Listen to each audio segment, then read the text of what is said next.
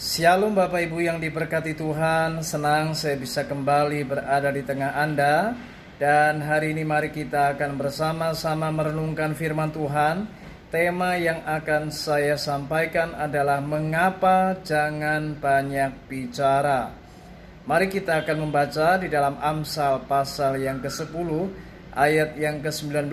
Firman Tuhan berkata, di dalam banyak bicara pasti ada pelanggaran, tetapi siapa menahan bibirnya berakal budi.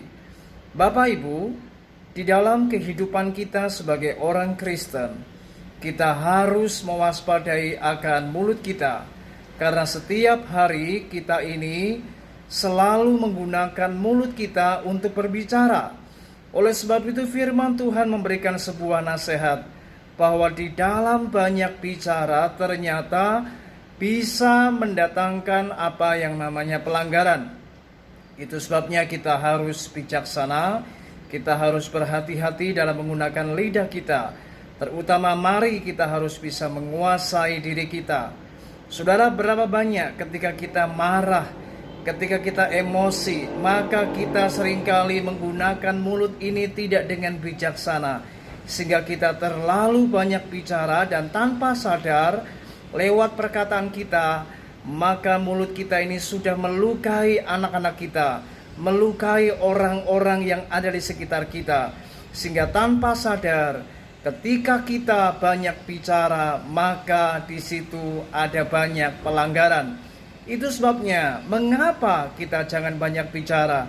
Karena justru ketika kita belajar untuk menahan diri dan tidak mengumbar akan emosi kita, kemarahan kita, sehingga kita bisa menguasai bibir kita, mulut kita, maka kita dijauhkan dari apa yang jahat. Kita dijauhkan dari perkataan-perkataan yang jahat. Kita dijauhkan dari perkataan-perkataan yang melukai orang lain. Dan tentu saja ketika kita bisa menguasai diri, maka hidup kita jadi berkat. Itu sebabnya dikatakan siapa yang menahan bibirnya adalah orang yang berakal budi. Mari Bapak Ibu, hari ini belajarlah. Jangan suka banyak bicara yang tidak penting, yang tidak perlu. Mari sebelum kita berkata-kata, coba kita pikirkan apakah yang kita perkatakan ini benar.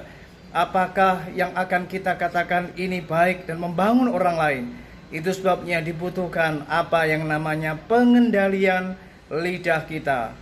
Itu sebabnya siapa yang bisa menahan lidahnya, maka dialah orang yang bijak. Kiranya renungan ini terus membawa kita untuk kita semakin bijaksana di dalam menggunakan waktu-waktu kita, di dalam kita berperilaku, di dalam kita berucap kata, supaya lewat kehidupan kita, lewat perkataan kita, kita boleh menjadi berkat. Puji Tuhan, Tuhan Yesus memberkati kita. Shalom.